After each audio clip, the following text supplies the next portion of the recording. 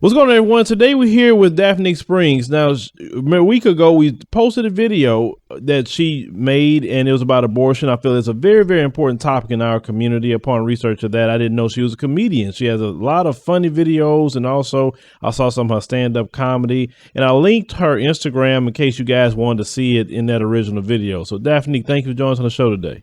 Hey, thanks for having me. So, Daphnique, let's talk about the original video and how we got into contact with you. The topic of abortion. That is a very, very, very touchy subject. Even when I looked in the comments section, people was going back and forth on that. What is the overall response to that video? Because it was posted on World Star as well. Oh, yeah, World Star took it off my page and they posted it. But see, they don't post what I put in the caption. So explaining my point of view, because with social media, certain social media outlets, as you're familiar with, like Instagram, you only get 1 minute. So I have to try to hit my point in a minute. And so I try to write in the caption, like what I'm fully trying to explain. With this video, I just wanted to bring awareness to abortion in the Black community. I'm not saying I'm actually pro-choice. I think people should have a right to choose, especially under certain circumstances. But the point of the video is that it has been normalized in the Black community that abortions are okay, because they put Planned Parenthoods in all the Black communities, like a lot of them. And it's like psychologically, a lot of girls are getting abortions. I think they said in the last 50 years that Planned Parenthood has been in the Black communities. It has been somewhere, I've heard, in the tens of millions of Black children being aborted. Right. Yeah, it's more so close to 20 million. Yeah, I wanted to bring awareness to that. And I try to do stuff. I am a comedian, so I try to keep it there on a comedic point of view by bringing awareness through that. Because I idolize certain people like Chris Rock and Dave Chappelle, comedians who talk about race, so. Yeah. So, one thing about comedians, you guys have a lane that no one else have. You could talk about extremely serious topics and make people laugh at the exact same time when they don't get pissed off with you. Well, people get pissed off now. That's not facts. People get really, really, really mad, especially because people misconstrue what you say a lot of times. I think sometimes people don't take the time to comprehend exactly what I was trying to say, especially in that particular video. It wasn't comparing police brutality to abortions. That is not what I'm doing. I'm just saying that I just used one to reference the other, to segue into that we are genociding ourselves. With all these abortions. We came over here. I do believe that some Black people were already in America, but so we were brought over here from Africa in the millions. And certain, like one particular ethnic group, like Hispanics, have surpassed us in population in the United States of America. We only make up 12% of the population. And I think that has a lot to do with what's going on. Well, I did a lot of research into, like you say, you're right, the Hispanic communities versus the Black communities, and a lot of them are Catholic, and are they raised Catholic? And with Catholic, you don't really believe in birth control or definitely abortion. So on average, Hispanic families are having more children than Black families. Yeah, and they're taking over now. They're in the White House. They're in they're in government and stuff like that, which is great for them because part of America is their land. So, but that comes with population. Our numbers aren't growing. Like my grandmother had 9 kids, my other grandmother had 5 kids, but all my grandmother's children from my mother's side had 1 child. So it's like we're not repopulating, and I do believe that people are stronger in numbers, and with a lot that's going on in the Black community, with a lot of our men being in jail and a lot of them murdering each other, and the abortion rate being so high in the Black community, the numbers don't lie. So you're right about that. And you talk about your grandmother's generation, and sometimes when people hear me say that we would act, even though we was dealing with terrorism, literally, during the time of desegregation, civil rights movement. But our family structure was better. We had more children, as you allude to, and it seems after desegregation, the civil rights movement, and we got so-called free because we're not really free. Then that's when all the things just went to hell. Our family structure isn't together no more. You're talking about the mass incarceration, like you talking about the crime, killing each other. I mean, what is it with us? Is why are we being so self-destructive, in your opinion? Conditioned. Because it's crazy because I'm from South Florida. So you meet a lot of Black people from all over the world. And a lot of them have a strong sense of community and love for themselves. And I think with Black Americans, a lot of us fail to have that.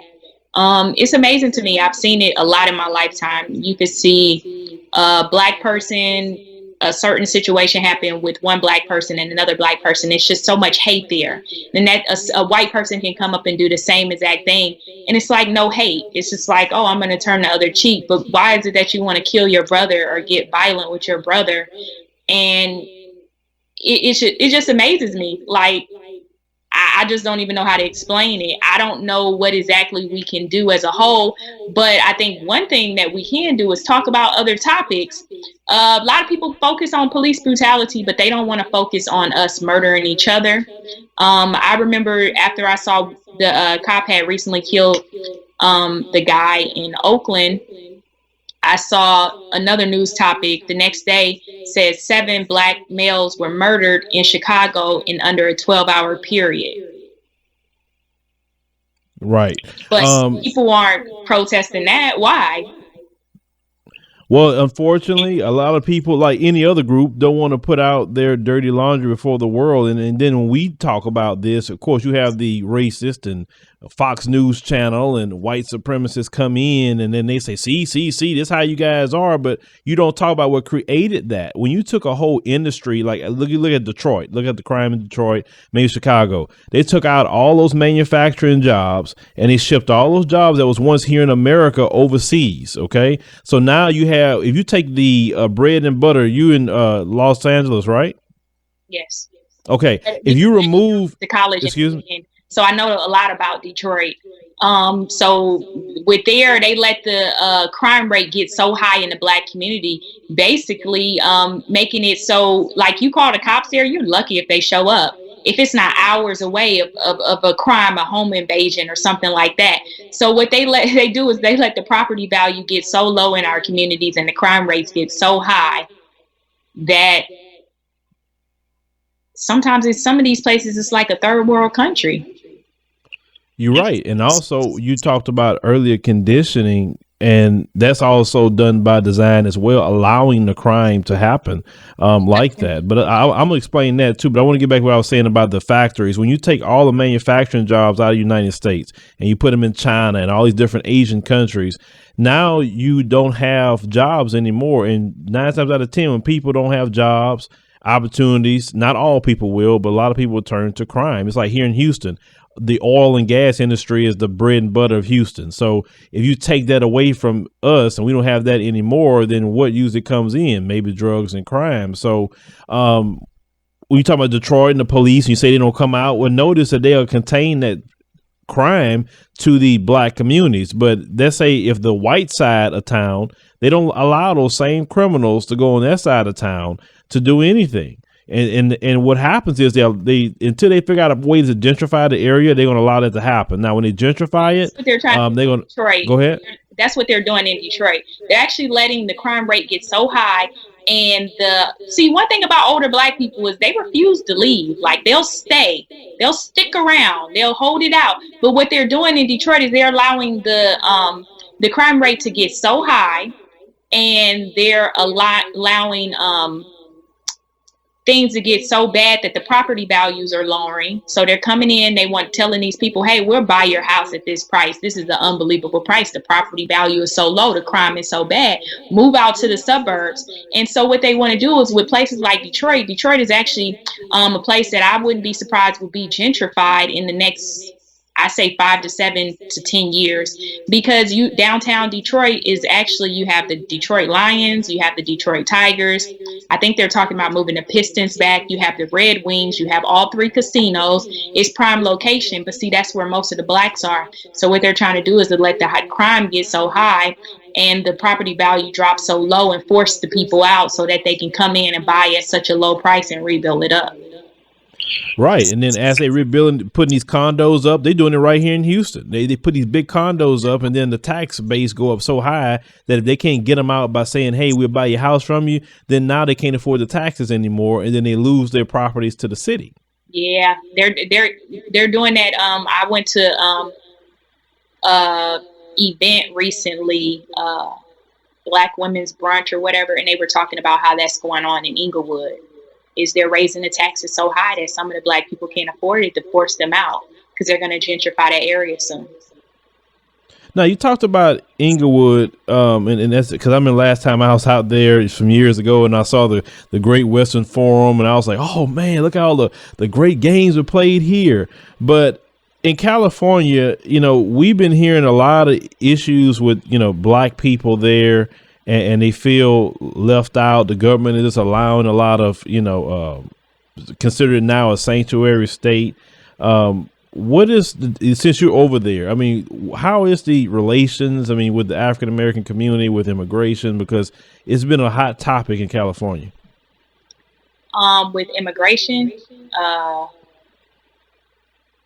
technically, most people here are immigrants. I hate when people single out Mexican people, because you get a lot of people here in California. You get a mixing pot of people from all over the world. Like, you got Persians, you have Armenians, you have Asians, from Vietnamese to Chinese to all people. Like, I've met Hawaiian people here, and some people, you got the Asian culture. You'll meet some of them that speak very little English, but they're not outcasts like Mexican people are. And I don't think that's right, because you have a lot of people that come here from other countries. The whole issue about being here illegally, I'm pretty sure it's people that are here illegally. But if people aren't, it's like not crime, they're not raping, killing, why would I want them out? Well, the people who's pushing that message, and like I said, that's not even my message. I'm talking about in relation to the black communities when it comes to jobs and different opportunities, because some black people, other people who complain about the jobs that Mexican people get, don't want to work those jobs any damn way. I very rarely hear jobs that people say they actually want that's a Hispanic person has taken from them. So I'm just like, stop it. Really stop it. Yeah, well, like I said, there's a lot of people moving out from California from what I'm hearing. And trust me, I'm not on that Make America Great Again thing, because they want them out because what you alluded to earlier, their population went up too high. Slavery? So, excuse me? I don't know. Make America Great Again, is that when black people were in slavery? I don't know. Yeah. That's they never can give you a time period when America was great. They never give it to you. Great for us. Was it during the civil rights movement when they were spraying us with water hoses and killing us and sicking dogs on us and hanging us from trees? When was America great? Now, I don't think it's the worst place in the world, but when you say great again, what is specify that? Is it equality for all people? Well, we haven't had that yet, obviously. We have not had that yet at all. And when they say make America great again, they mean for them. They don't mean for me. They don't mean for you. Because like you say, I can't find a time period where it was great for us at all. But that crowd that I'm alluding to is the one that wants everybody out, because they're not populating enough.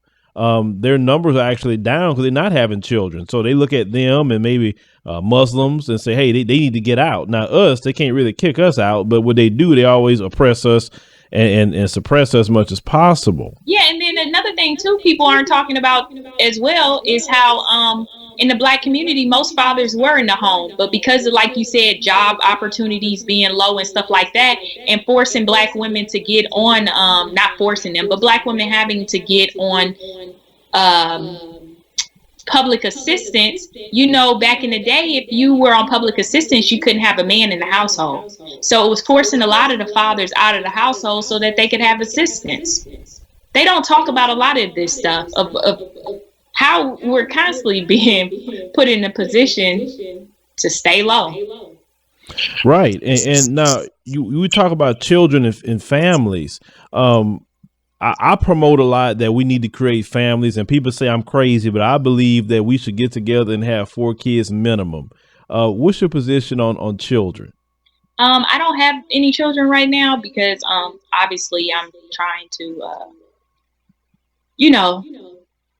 chase my dreams and stuff like that, kind of career strong, I guess. Right.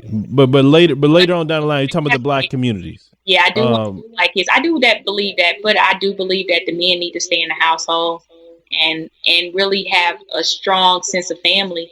And nowadays, I notice that they're trying to further tear down the Black community. And I don't know if you notice a lot of movies nowadays, they're really pushing the agenda of interracial marriages, which I'm okay. People should love whoever they want in life. Like, love whoever you want, whoever makes you happy. But what the agenda I'm feeling that's being pushed is, oh, if you go date this person, then you'll have a better life. Like, just date whoever makes you happy. It shouldn't be about, oh, if I hear a lot of my Black girlfriends like, yeah, I'm gonna give me a white man because niggas ain't shit. It's just say, if you want to date a white man, just date a white man. That's fine, but don't put down your Black men. And Black men are doing the same thing to Black women. That's why don't nobody want y'all sisters and y'all have bad attitudes. I've met women from all different races that have bad attitudes. So if you want to date outside your race, that's fine. But it's the farther their the analogies of, like, I just feel like just turning us against each other a lot. Now, I agree with you. I made a video a while back pointing that out called the Interracial Agenda. And they got so upset with me. And I tried to do it in the most educational way possible. Emailing me, what's wrong with me? I'm a mixed person. Why can't we love who we love? Say, wait a minute, hold on. I'm pointing out the agenda of what the elite is doing, not the average everyday person. But when it comes to, and we talked about this on another interview, I even tested people, because I try to test you sometime. I say, look, date who you want to date. Just leave that one group alone that have oppressed you and have enslaved you and still discriminate against you to this day. Just don't date and marry them. Black people attack you quicker than anybody else to tell them they cannot date or fool with white people. And I say, you know what? I'm done. I can't with y'all. I said, because at this point, you insane. Something wrong with you. And people are going to get upset. That's the thing about everybody. Everybody's going to have different opposing views. I do believe people, if you can find love wherever you can, go for it, because I believe you only live once. So you need to do and ensure whatever you need to do to be happy. And if you can be happy with someone else of a different race or anything, then that's fine. But just don't be negative towards your own kind. That's all I'm saying. Is brothers don't shoot down Black women, and Black women don't shoot down Black men because you choose to date someone else. Well, I said this in the past, and maybe you can agree with this or not. I said that when a person has a person of a different race, and then they sit up there all day, trash Black women. Say as a man, he got him a white female, he trashing Black women all day. To me, you're not happy with her because you always talking about Black women. Like, you got the woman you want. And I've seen women they got women now, and I don't know if you know this online, they have big movements now, just basically worshiping at the feet of a white man, but all day they trashing Black men. Say, you got the white man you want, ride off in the sunset with him. Just stop talking, bad about the brother. Yeah, ride off, be happy if you're going to be happy.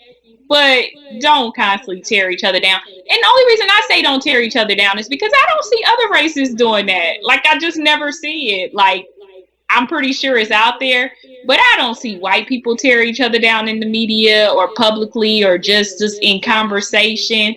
I know I have a lot of Hispanic girlfriends that date black men, but I never hear them say, "Oh, Hispanic men are shit. I'm sick of them." I just never hear them say that. And the same with other cultures. My white girlfriends who date outside of their race, they never shit on white men. And then like some Asian girls that I know, they don't that date outside of their race, they don't shit on Asian men. Like, why do we do it? Why is there so much hate amongst us? I don't understand. I agree with you 100%. I don't see any other races doing that either. And actually, Asian women date out of the side of their race more than any other group. And I don't hear them online going off on Asian men. You're right about that. So that's I think and date whoever you want, but also don't put down your own people. And I don't know why that's so prevalent in the black community. It's just the constant put down and hate and being derogatory. Just date whoever you want, love whoever you want. And if you loving whoever you want and y'all happy, why the fuck you talking about black men? Like, why are you talking about black women? If you so happy, leave us alone. they not happy because they didn't get the black person they wanted, male or female. That's what I allude to. So they settled for this other person.